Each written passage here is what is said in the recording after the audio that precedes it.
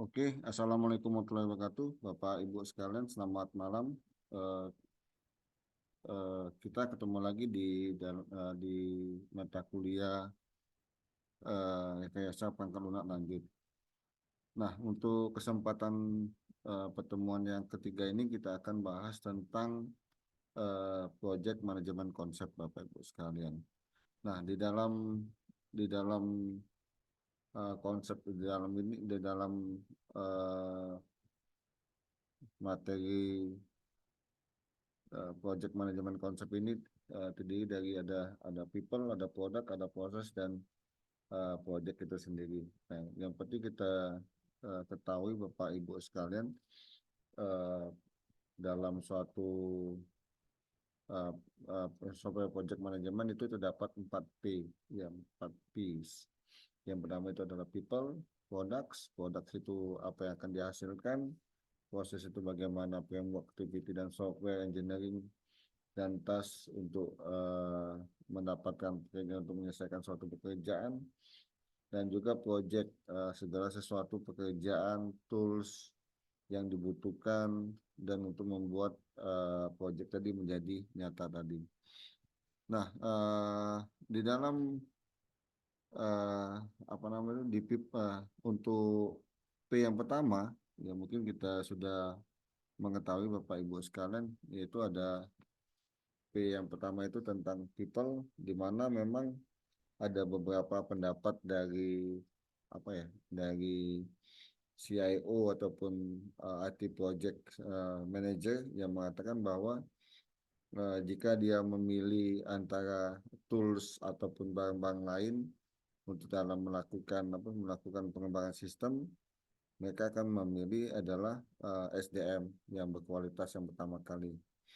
Atau juga dalam untuk dalam suatu project manajemen yang paling penting itu adalah untuk kesuksesan dalam suatu project manajemen kita wajib memiliki suatu smart people atau smart SDM yang apa namanya tuh yang bisa memberikan beberapa masukan dan juga option. Dan juga the most important things adalah bagaimana cara kita menseleksi apa namanya menseleksi eh, melakukan seleksi apa ya eh, eh, pemilihan karyawan ataupun tim dari project manajemen tersebut tadi Bapak Ibu sekalian. Dan yang ketiga, the only rule I have in management is to ensure that I have a good people. Jadi polisi juga wajib mendukung bagaimana kita mendapatkan apa namanya mendapatkan uh, orang yang terbaik lah untuk menjadi tim dalam software project management tadi. Nah, seperti yang kita ketahui Bapak Ibu sekalian di dalam project dalam manajemen project pengembangan sistem informasi mungkin seperti kita ketahui tadi ada beberapa apa namanya itu terdiri dari beberapa eh, mungkin tingkatan ataupun subseksi ataupun section ataupun level dalam dalam penentuan eh, SDM, ya kan. Yang pertama itu mungkin ada project manager, yang kedua itu adalah sistem analis. Ya, project manager itu mungkin me- membuat dan memantau eh, rencana project, mengelola anggaran, mengidentifikasi dan mengelola risiko, berkomunikasi dengan klien, stakeholder, dan lain-lain, dan juga melakukan pengawasan, dan juga alokasi tugas kepada tim, dan memastikan project selesai dengan spesifikasi anggaran dan waktu tertentu. Jadi memang kenapa people ini atau SDM diletakkan di atas sekali, karena memang dibutuhkan apa ya, eh, dibutuhkan eh, itu tadi memang yang mengerjakan segala macam yang untuk melakukan supaya proyek ini berjalan dengan baik dan benar tadi. Nah, kalau untuk selanjutnya ada sistem analis. Ya, kita tahu sistem analis tadi ada mengumpulkan analisis kebutuhan pengguna, mendefinisikan spesifik fungsional sistem dan lain-lain. Ada juga software developer, pengembang perangkat lunak. Mungkin kita sudah mengetahui di dalam software developer ini ada 3 tingkatan, ada front end, ada back end, dan juga full stack developer. Jadi memang mengembangkan bagian antarmuka itu adalah front end, UI UX, yang bagaimana sistem tadi melakukan komunikasi, ada back end, mengembangkan bagian server dan logika bisnis yang menjalankan aplikasi, ada juga full stack developer mengembangkan dan yang bekerja di kedua bagian. Nah, mungkin kalau kita lihat sekilas, kalau ada back end developer itu ya mungkin peran dan tanggung jawabnya membangun dan mengelola logika bisnis aplikasi, mengelola database, bagaimana menyiapkan database-nya, menyiapkan server, dan juga menyiapkan wadah atau tempat untuk meletakkan aplikasi itu akan dibangun, dan juga merancang dan mengembangkan API (Application Programming Interface) untuk apa nama itu, untuk berkomunikasi sistem dan sistem. Mungkin keamanan dan autentifikasi, dan juga bagaimana mengukur performance dari suatu sistem yang akan dikembangkan, dan juga pengelolaan server dan deployment. Selain pengembangan logika, back end development juga sering terlibat dalam pengelolaan server tadi. Nah, yang kedua mungkin adalah pengembangan dan teknologi yang digunakan oleh back end developer tadi, Bapak Ibu sekalian. Ya, ini mungkin ada JavaScript, terus ada Python, ada ada Java, ada PHP dan C++ dan lain-lain. Mungkin kalau API ada GraphOL dan lain-lain lah. Nah, jadi memang kita memerlukan sesuatu yang sangat sangat krusial bagi dalam pengembangan suatu produk tadi. Nah, sebelum kita lanjutkan, mungkin kalau di sini ada namanya apa ya?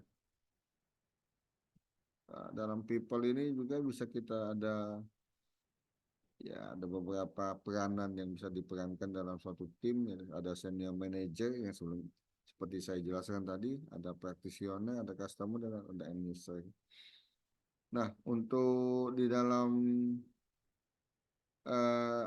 untuk tim leader kita selalu memberikan motivasi, terus memiliki kemampuan berorganisasi, dan juga mengungkapkan ide dan innovation dalam pengembangan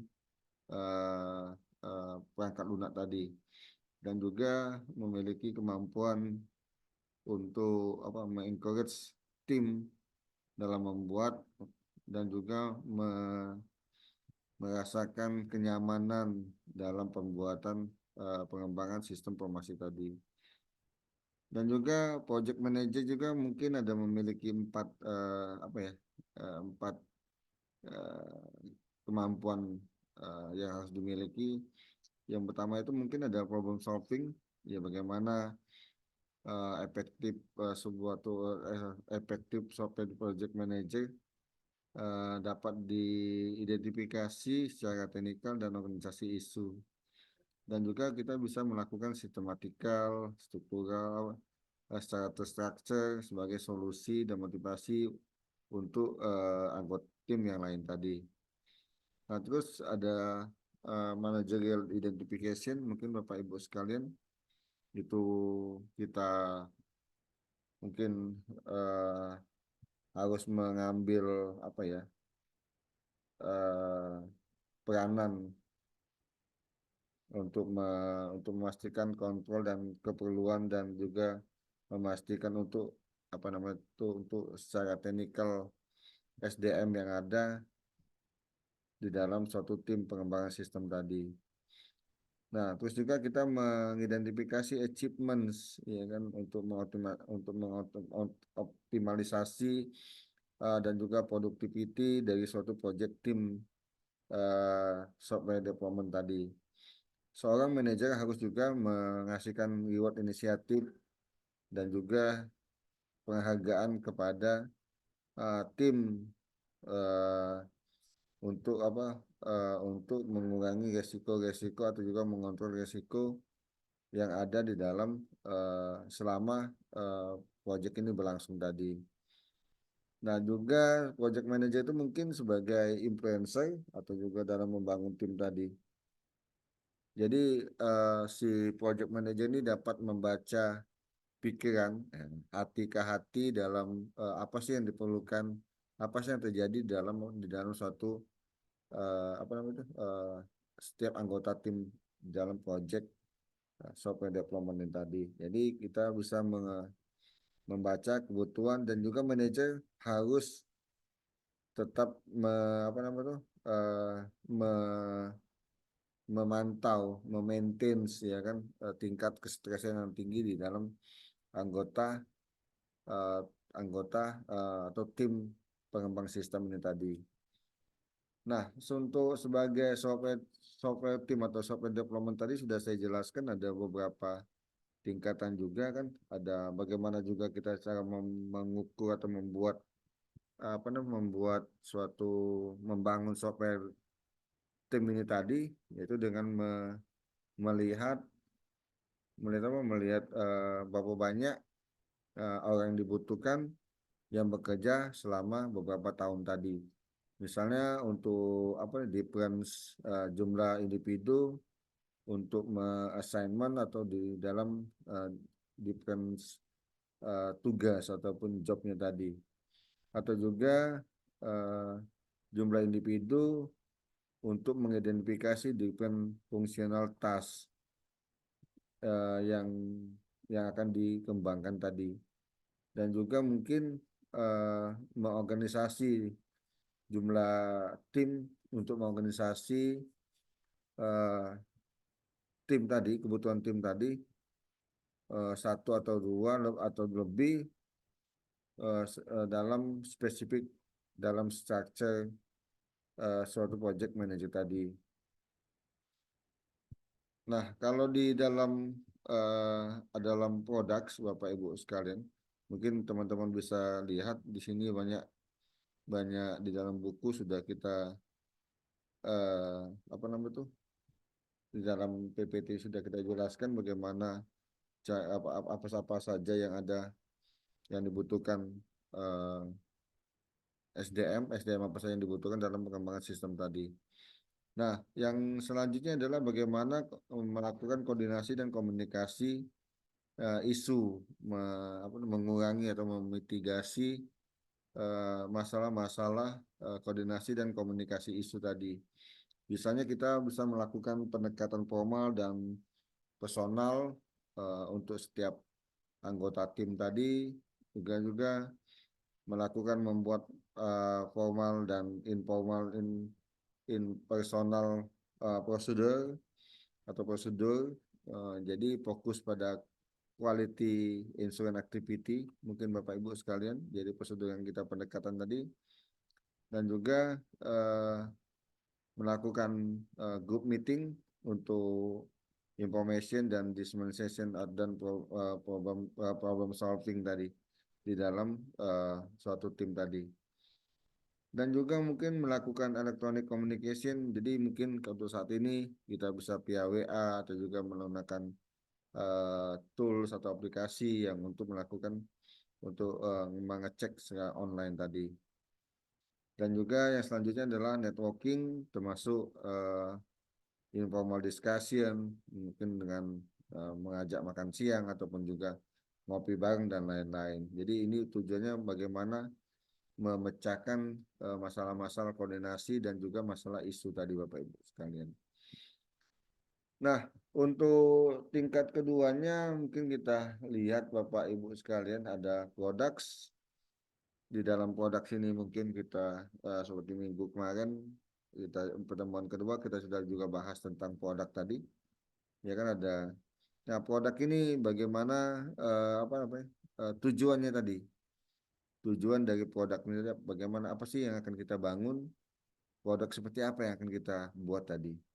Nah, itulah mungkin dalam suatu produk ini, mungkin kita dalam project manajemen ini kita wajib melakukan skupnya dulu atau batasan-batasan ataupun limitasi dalam dalam suatu project ini tadi. Mungkin ada konteksnya yang mungkin kita apa namanya yang akan kita bahas, yang akan kita identifikasi, ya kan, bagaimana uh, software ini akan dibangun menjadi sistem besar ataupun produk yang besar, atau juga bisnis konteks dan juga constraint yang menjadi hambatan di dalam pengembangan sistem ini nanti. Yang kedua mungkin ada information objektif, ada tujuannya data, mungkin ada juga output atau juga input yang dibutuhkan selama pengembangan sistem. Dan selanjutnya ada function dan performance, ada software performance, transfer, input data, dan output. Mungkin juga ada spesial karakteristik dari setiap uh, apa namanya itu yang diinginkan dari uh, si owner ataupun si pemilik perangkat lunak ini tadi atau project ini tadi, Bapak Ibu sekalian. Nah, di dalam selanjutnya di dalam problem di dalam produk juga mungkin kita dapat mengidentifikasi uh, apa ya yang di partisipasi ataupun problem partisipasi decomposition. Jadi suatu aktivitas utama dalam software dalam uh, uh, mengidentifikasi kebutuhan software analisis selama aktivitas pengembangan sistem tadi. Kadang-kadang uh, tim itu sebagai manusia biasa, sebagai human being, itu cenderung untuk apa ya, untuk me,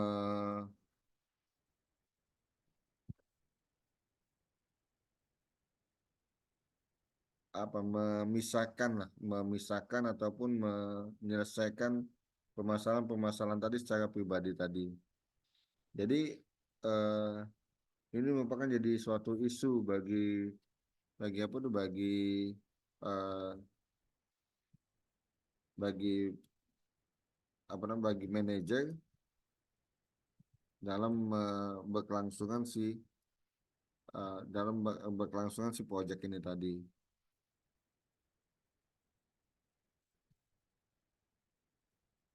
Nah, jadi di dalam eh, seperti saya jelaskan tadi, Bapak Ibu sekalian, jadi memang ada langkah-langkah dalam problem decomposition yang yang pertama itu mungkin melakukan identifikasi masalah utamanya apa sih, ya kan? Masalah utama yang ada dalam suatu pengembangan sistem tadi mungkin mencakup mengumpulkan informasi dan melakukan analisis awal untuk memahami ruang lingkup serta kompleksitas suatu masalah tadi. Yang kedua mungkin kita menyelesaikan masalah tadi membagi berdasarkan sub-sub masalah. Jadi masalah besar kita potong-potong atau kita bagi-bagi untuk menyelesaikannya tadi supaya bisa dibicarakan sebagai dalam bentuk tim tadi. Jadi setelah masalah utama didefinisikan, langkah berikutnya adalah membagi masalah tadi ke dalam sub masalah atau komponen yang kecil-kecil. Nah, selanjutnya adalah menganalisis setelah kita memecah ataupun memecah menjadikan sub masalah, selanjutnya kita melakukan analisis dan pemecahan sub masalah tadi dibandingkan dengan masalah-masalah yang lain tadi. Nah, selanjutnya itu sudah ada pemecahan dan analisis pemecahan masalah, kita melakukan integrasi solusi, ya kan, bagaimana mengintegrasikan kembali solusi-solusi tadi. Jadi kan tadi kan masalah tadi kan dipecah-pecah. Nah, selanjutnya kita menggabungkan kembali menjadi satu tadi.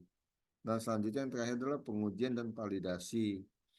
Ini adalah solusi yang diintegrasikan untuk melakukan pengujian dan validasi, menyelesaikan masalah dengan baik dan sesuai dengan kebutuhan awal tadi Bapak Ibu sekalian.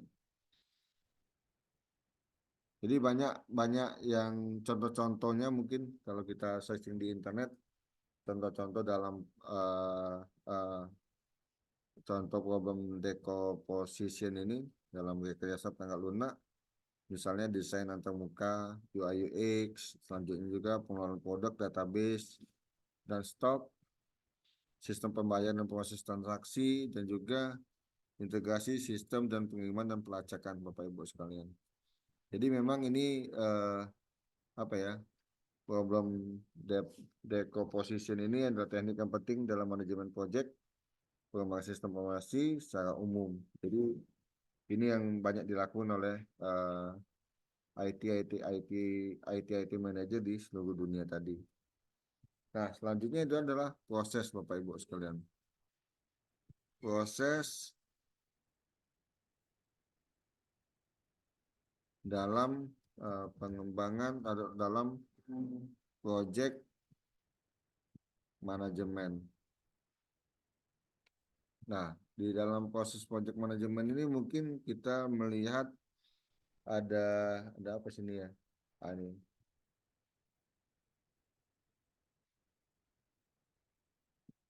Kalau di dalam buku si Pressman, ya kan, yaitu adalah melding the products and the process. Jadi adalah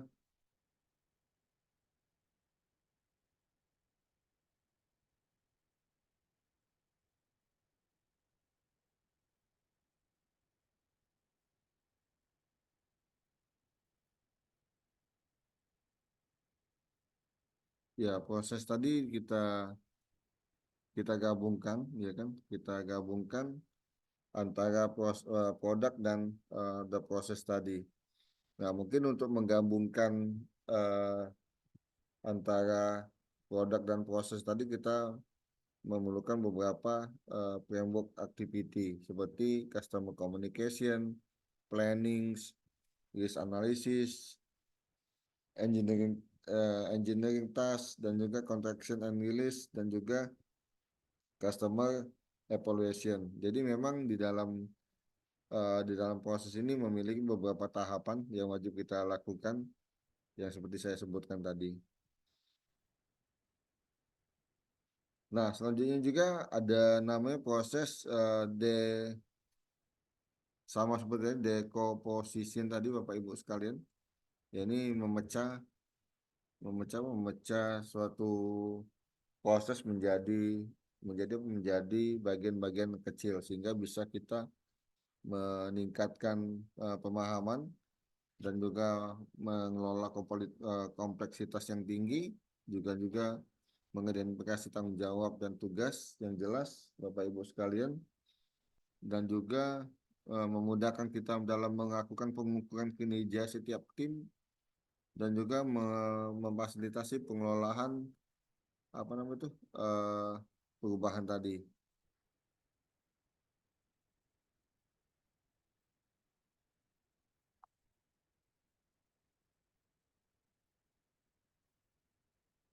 Nah, sama seperti yang dilakukan dalam dalam produk tadi, yaitu melakukan proses decomposition, kita melakukan identifikasi proses utama, terus memisahkan proses tadi menjadi kecil-kecil, dan juga melakukan dokumentasi dan pemodelan, dan juga melakukan terakhir itu pengujian dan validasi. Dan banyak contoh-contohnya Bapak Ibu sekalian proses decomposition ini, misalnya pada saat kita menggunakan proses decomposition ini pada saat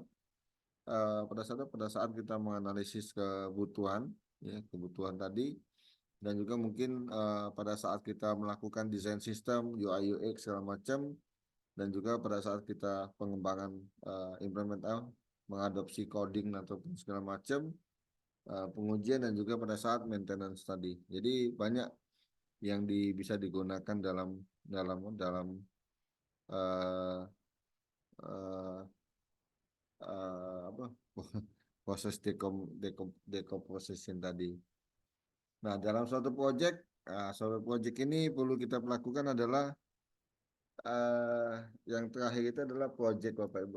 Nah, dalam software project ini yang perlu kita perhatikan adalah ada size-nya, seberapa besar apa namanya itu eh, project tadi. Yang kedua tadi adalah delivery deadline, budget and cost, application domain, teknologi yang akan digunakan Bapak Ibu sekalian, ya kan? Kalau kita lihat di sini adalah eh, penggunaan teknologi dalam pemecahan suatu masalah dan juga itu akan berkaitan dengan apa namanya itu dengan biaya karena teknologi ini bergerak seperti begitu cepat dan juga ada constraint di sini tadi ada juga user requirement atau kebutuhan dari pengguna dan juga ketersediaan dari apa namanya itu eh, resources yang ada.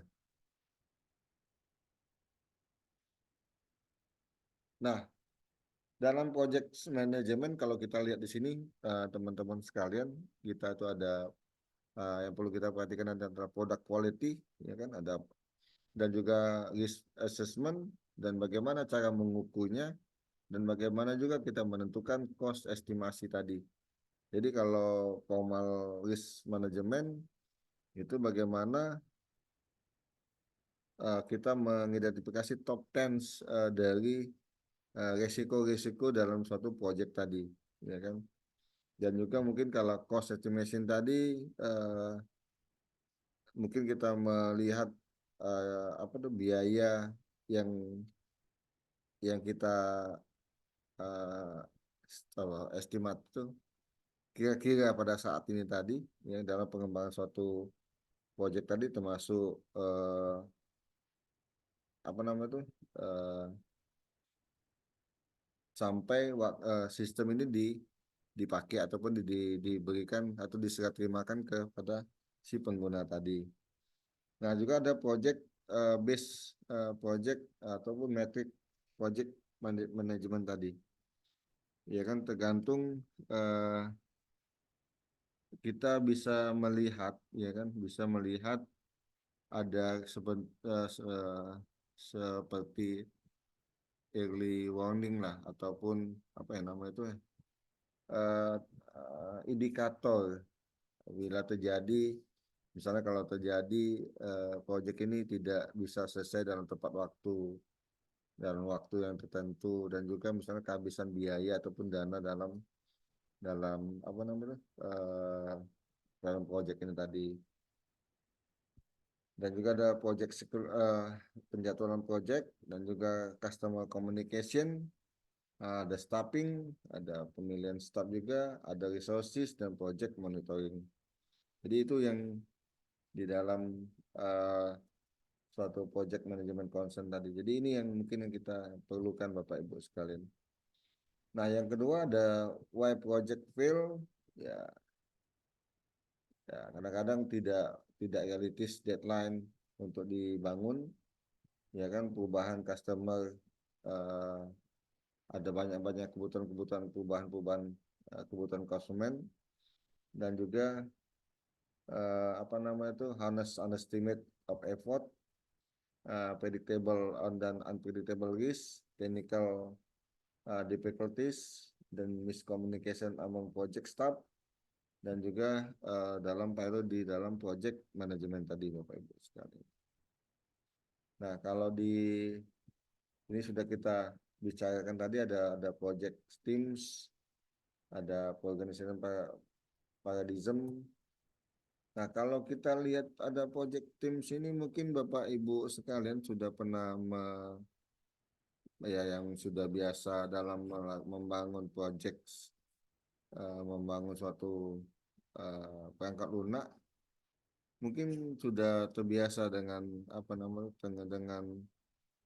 dengan uh, apa ya dengan uh,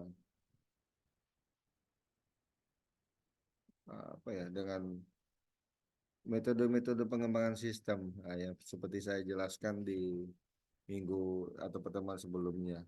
Jadi kalau yang paling tren itu kalau saya pernah lihat berdasarkan pengalaman saya itu ada tiga, ya kan ada tiga metode, ada Agile, ada Scrum dan ada juga Kanban yang sering dipakai oleh uh, software software house dalam pengembangan sistem tadi. Ya, memang ada beberapa kelemahan dan juga ada beberapa kelebihan di dalam apa uh, dalam menggunakan metode tadi. Nah, kalau yang kita bisa lihat, misalnya kalau kelebihan dalam metode Scrum membagi proyek tadi menjadi siklus yang kecil-kecil yang mudah dikelola. Sama seperti yang saya bilang tadi Bapak Ibu sekalian di awal tadi penyelesaian masalah tadi kita pecah menjadi kecil-kecil. Begitu juga dengan proses sudah teratasi semua, kita masukkan ke dalam satu, kita gabungkan menjadi satu tadi. Dan juga mendorong tim untuk fokus pada tujuan yang jelas selama sprint tadi. Jadi uh, fokus pada intinya kita bagi-bagi dan pecah-pecah. Dan juga menjaga tim tetap solid tadi. Nah, jadi memang kalau kita lihat di dalam beberapa uh, apa namanya itu pengembangan sistem memang ada beberapa perbedaan pembandingan lah Bapak Ibu sekalian. Tapi menurut saya yang paling metode yang paling banyak digunakan untuk saat ini mungkin adalah metode Scrum dan Agile. Jadi memang Agile itu filosofi atau yang lebih umum menekankan pada fleksibilitas, iterasi dan kolaborasi. Kalau Scrum tadi salah satunya lebih terstruktur, lebih terstruktur dan lebih cepat dan juga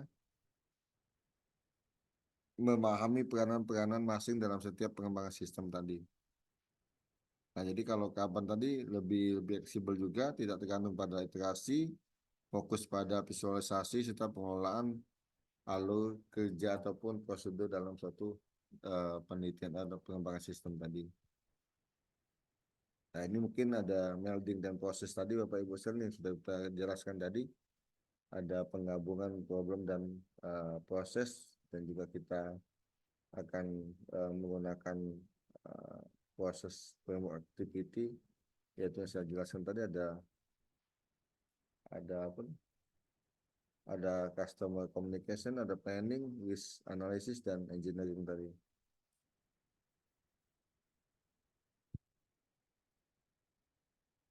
Mungkin itu saja Bapak Ibu sekalian. Sekian dulu dari saya pertemuan kita yang ketiga ini. Saya tutup dengan wassalamualaikum warahmatullahi wabarakatuh.